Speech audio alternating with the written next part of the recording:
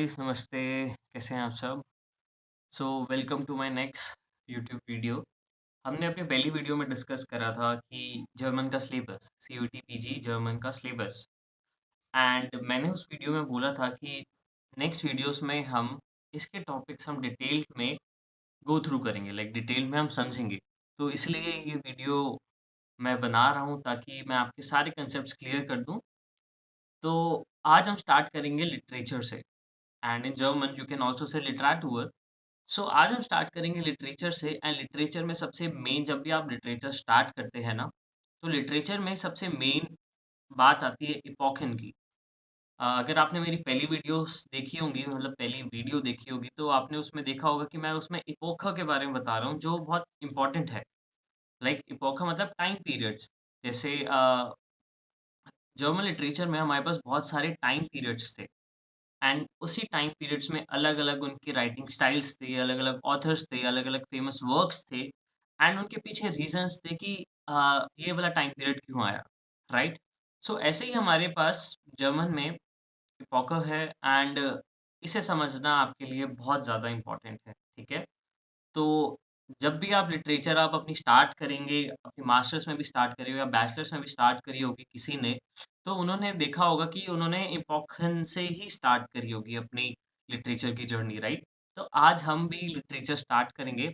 तो वैसे मार्च में हमारा एग्ज़ाम होता है, तो इसलिए हमारे पास टाइम भी कम है। मैंने उस वीडियो में बोला था कि हम 2-3 दिन में वीडियो बनाएँगे, बट ठीक है, ये नेक्स्ट वीडियो मैं आज बना रहा हूँ, ताकि आपको ज़्यादा से ज़्यादा टाइम मिले रिवाइज़ करने के लिए एंड ज़्यादा से ज़्यादा एंड जल्दी से जल्दी आपके टॉपिक सारे क्लियर हो जाएँ। तो चलिए शुरू करते हैं। तो मैं हुँ, आई होप आपको मेरी स्क्रीन दिख पा रही होगी अच्छे से क्लियर एंड क्रिस्प, राइट? ठीक है, आज हम बात करेंगे बारोक इपोक की। This is the first epoch जिससे आप स्टार्ट करेंगे, इसके बाद बहुत सारी इपोक है, बट आज जो हम डिस्कस करेंगे दैट इज़ बारोक इपोक। अब ये बारोक इपोक क्या है? अ, बैचलर्स वालों को मेबी पता हो या नहीं पता हो या जो नहीं है इस वीडियो में जिनको नहीं पता हो, तो बारोक इपोक हमारा जो टाइम पीरियड था उसका 1600 से 1720 था। मतलब ये फिक्स कोई टाइम नहीं होता, मतलब फिक्स इन द सेंस कि हम इसे उनगेफेयर मानते हैं। मतलब अप्रॉक्सिमेटली इतने से इतने दौरान तक था। कोई इसका फिक्स टाइम पीरियड नहीं बता सकता। अगर आप गूगल पे सर्च करेंगे तो कोई 1602 बताएगा, कोई 1601 बताएगा, तो इसे एप्रोप्रिएट या अप्रॉक्स इसे 1600 से लेकर 1720 तक माना जाता है। अभी बारोक इपोक हमारा स्टार्ट क्यों हुआ? बारोक इपोक हमारा स्टार्ट इसलिए हुआ क्योंकि ड्राइसिग-येरिगर क्रीग आपको पता होगा, मतलब 30 इयर्स वॉर हुआ था, जिससे बहुत ज़्यादा मतलब उस टाइम पे बहुत ज़्यादा गरीबी फैल गई थी। बहुत ज़्यादा बीमारी फैल गई थी एंड बहुत बर्बादी हो गई थी उस टाइम पे। 30 इयर्स वॉर हम आगे मतलब जानेंगे आगे इस वीडियो में तो नहीं, इसकी सेपरेट एक वीडियो है, ये हिस्टोरिकल कांसेप्ट्स में आ जाता है। तो बहुत सारे हिस्टोरिकल कांसेप्ट्स ने ही हमारे जो लिटरेचर को इन्फ्लुएंस करा है, ठीक है? एंड कोई-कोई आप पूछोगे कि आज के टाइम पे हम लिटरेचर क्यों पढ़ रहे हैं? आज के टाइम पे हम हिस्टोरिकल कांसेप्ट्स क्यों पढ़ रहे हैं? तो मैं आपको ये बात बता दूँ कि ये जो लिटरेचर एंड जो हम हिस्टोरिकल कांसेप्ट्स पढ़ते हैं ना किसी भी लैंग्वेज में, ये बताते हैं कि आज क्या चल रहा है और आज क्यों सिचुएशन है वैसी। ठीक है? तो ये बेस है हमारी प्रेज़ेंट सिचुएशन के लिए, तो हम इसे इग्नोर नहीं कर सकते।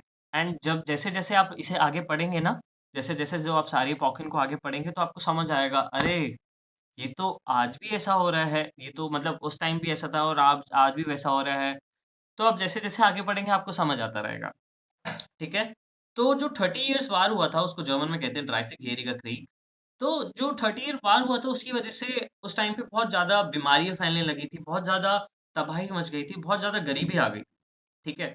अब अगर आप एक्स-वाई-ज़ेड वहाँ पे बंदे हो तो आप क्या कर सकते हो, राइट? इतने ज़्यादा उस टाइम पे ना इतनी फ्रीडम ऑफ स्पीच थी, ना कुछ थी, ठीक है? तो इसलिए कुछ लिटरेचर मतलब जो लिटरेचर लिटरेचर एंथुसियास्ट थे, कुछ ऑथर्स ने स्टार्ट करा लिटरेचर लिखना एंड उनकी जो थीम्स थी, वो थी Lebon, toad and vergänglichkeit। Lebon मतलब आपको लेबन पता है, टोड मतलब जैसे डेथ है, vergänglichkeit मतलब अ, जैसे इस दुनिया में कुछ भी नहीं वो रहता है। मतलब आपने वो कहानी सुनी होगी एक राजा की, एक राजा ने बोला था कि मेरी उँगलियाँ बाहर या मेरा हाथ बाहर रख देना ताकि पता चले लोगों को कि मैं जब जीते-जीत कितना अमीर था बट मैं लेके कुछ नहीं गया। फेक इंग्लिश काइंड मतलब कि जो आज आपके पास है वो कल आपके पास नहीं होगा। आज आप जीवित हैं तो कल आप मर जाएँगे। आज आपके पास अमीरी है तो कल आपके पास गरीबी हो सकती है। मतलब कुछ भी ऐसे फिक्स नहीं है, ठीक है? अब बात करते हैं इसकी ड्राई विस्टिक्स्टा बग्रीफा देयर बैरोक्साइड, ठीक है? ड्राई विस्टिक्स्टा बग्रीफ देयर बैरोक्साइड में इसमें क्या होता है, कभी-कभार इससे आपके पास ना क्वेश्चन्स बन जाते हैं। कभी-कभार इससे आपके क्वेश्चन्स आ जाते हैं कि कौन-कौन सी हमारी बैरोक्साइड में 3 जो मेन बिग्रीफ है, कौन-कौन सी थी? एंड इससे ना हमेशा बनते ही बनते हैं। अगर आप पिछले साल का क्वेश्चन पेपर भी उठाओगे, तो आप देखोगे कि हाँ, इससे क्वेश्चन आ रखा है एंड बहुत ईज़ी आ रखा है। अगर आपको ये तीनों के बारे में पता है ना, तो बारोक में आपको कभी भी कोई दिक्कत नहीं आएगी एंड पेपर में भी कोई दिक्कत नहीं आएगी, ये इस बात की मैं गारंटी दे रहा हूँ, ठीक है? सॉरी हाँ, इसको थोड़ा ये कर लेता हूँ। हुँ, फर्स्ट आता है वनीतास। इसका क्या मतलब होता है मैं पहले आपको रीड कर देता हूँ या आप ये साथ-साथ ना लिखते भी रहना ताकि आप जब बाद में अपने नोट्स खोलो तो आप अच्छे से देख पाओ। 1 सेकंड में आपको पता चल जाए अच्छा वनीतास, मेमेंटो मोरी तो सब समझ जाएँ। तो वेनितास का मतलब है आलस aus der Welt ist vergänglich। कि जो भी इस वर्ल्ड में आया है, जो भी इस दुनिया में आया है, वो उसे एक दिन जाना ही पड़ेगा। मतलब किसी की ना ब्यूटी रहती है, ना किसी की अमीरी रहती है, ना किसी की मतलब पावर रहती है, ठीक है? अब इसमें लिखा हुआ है जैसे example Schönheit reicht um und Macht bleiben nicht für immer कि ये हमेशा नहीं रहते। एक दिन आपसे चले जाते हैं, हमारे पास हमारे जो दोस्त होते हैं, वो भी एक दिन चले जाते हैं, हमारे जो लव्ड वन्स होते हैं, हमा वो चले जाते हैं। तो ऐसे ही वनितास, alles auf der Welt ist vergänglich। बाइशपील में क्या कह रहे हैं ब्लूमन फेरवेकल जैसे जो फ्लावर्स होते हैं अब फ्लावर्स भी एक टाइम पे डिके हो जाते हैं राइट फ्लावर्स भी एक टाइम पे मर जाते हैं मेंशन स्टैर्बन जैसे हम अब वो भी आपने सुना होगा कि जो एक टाइम पे जो दुनिया में आया उसे दूसरे मतलब दूसरे क्षण उसे जाना होएगा तो यही मेंशन स्टैर्बन का रूल है एंड साइड फॉरगेट आज जो टाइम है मतलब 1 सेकंड भी बीत जा रहा है अभी। आपने जो वीडियो स्टार्ट करी होगी तो 7 मिनट अभी से बीते होंगे, वो वापस नहीं आएँगे अभी तक आपके पास। तो इसलिए साइड फॉरगेट कुछ भी हमारे पास जो है वो परमानेंट नहीं है, वो टेम्परेरी है, वो जाएगा ही जाएगा। आलस इज़ फॉरगेंगलिश ठीक है? तो इसको याद रखना वनितास को। Next is memento mori.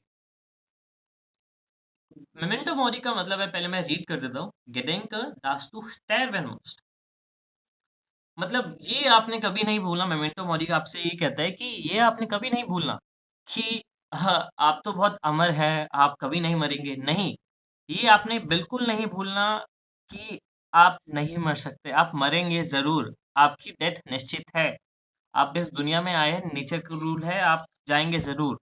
Der Mensch soll nie vergessen, dass der Tod sicher ist, ठीक है?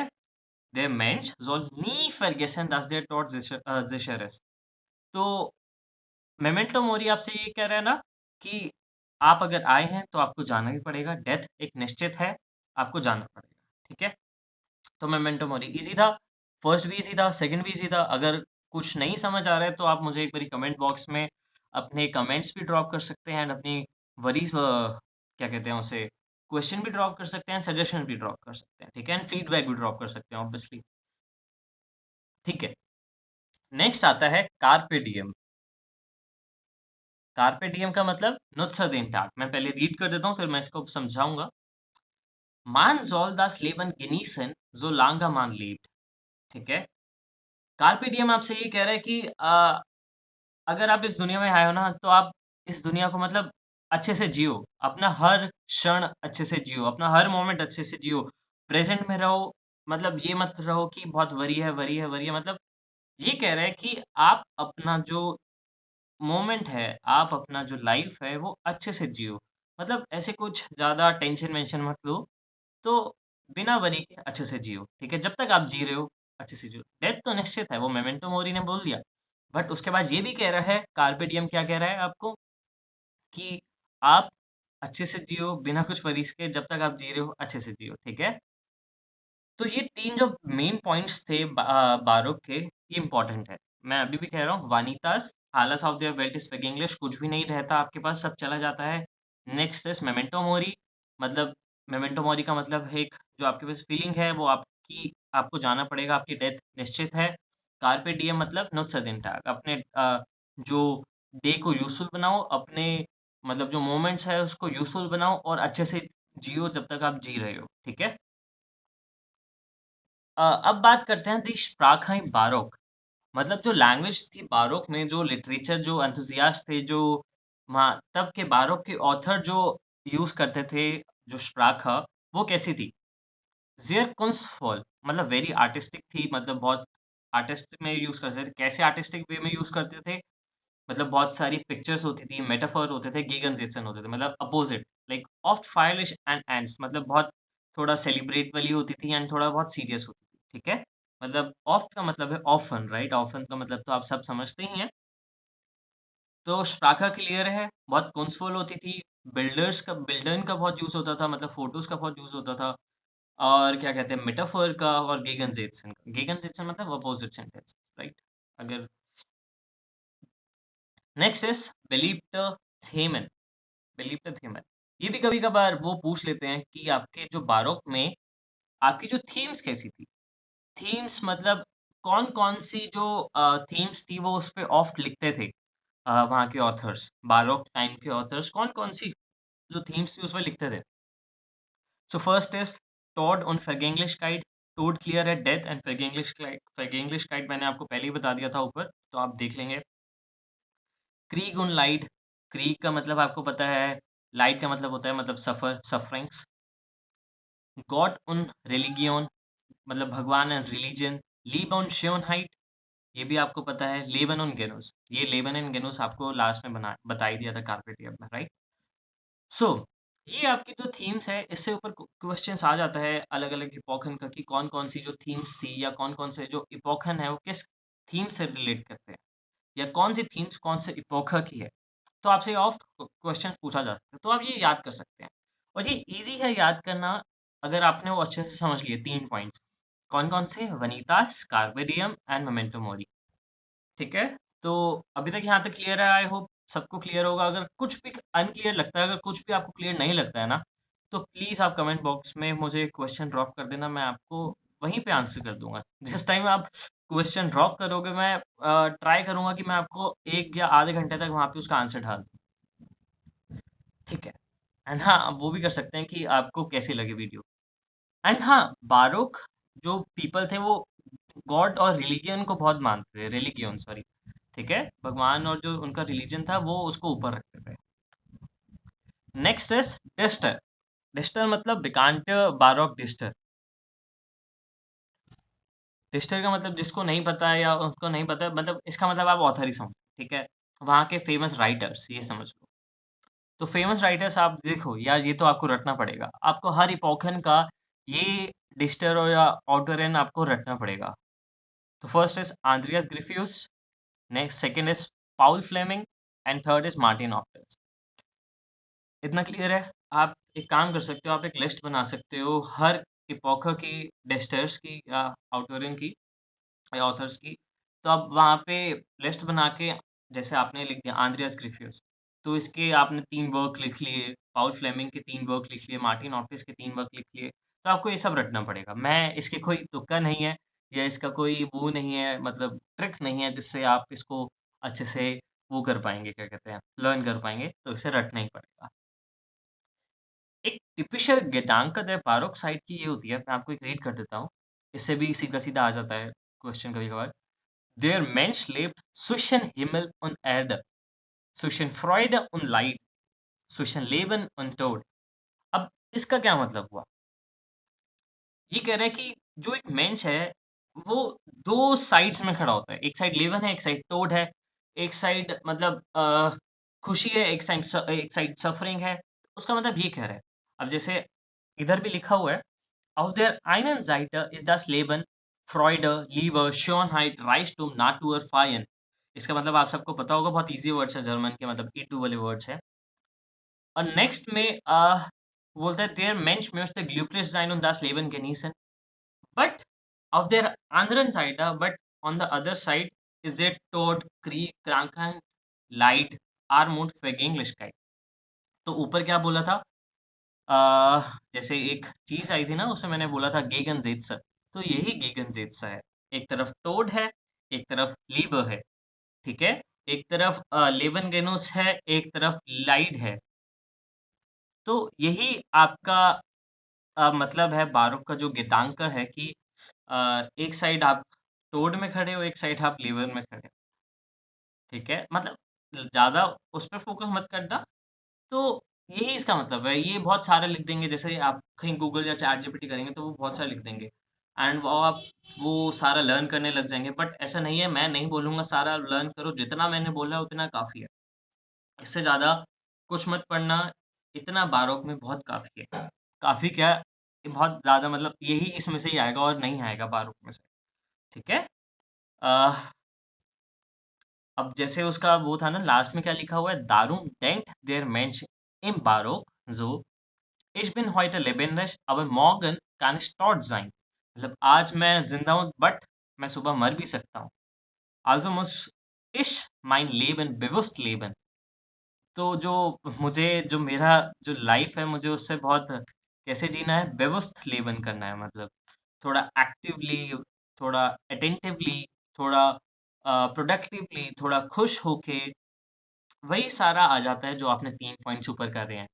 अगेन वनीतास, मेमेंटो मॉरी, कार्pe diem। ये 3 पॉइंट्स आपने कर लिए ना, इन 3 पॉइंट्स को आपने उससे अच्छे से समझ लिए, तो आपका पूरा बारोक आ जाएगा। एंड इसके बस आपको एक चीज़ रटनी है। क्या चीज़ रटनी है? आपको इसके ऑथर्स एंड उनके वर्क्स, और कुछ नहीं। So that's all for this video and for Barog. थोड़ी सी लंबी, आप इसको 1.5x पे करके सुन सकते हो, ताकि आप कम से कम टाइम में आप वीडियो को प्रोडक्टिव बना सको एंड बारोक का वो भी आप पढ़ सको एंड अच्छे से इसको, मतलब गेन कर सको। So if you have any doubts, just text me on the comment box. Just drop your comment on the comment box. I will love to help you out and I will love to hear your replies. ठीक है? तो मिलते हैं next video में। तो आज के लिए बारोक था। नेक्स्ट हम ऑफ क्लियरिंग पे वीडियो बनाएंगे। That is the next epoch. ठीक है? So bye bye guys. Thank you. auf Wiedersehen. Tschüss. Ciao. Bis bald.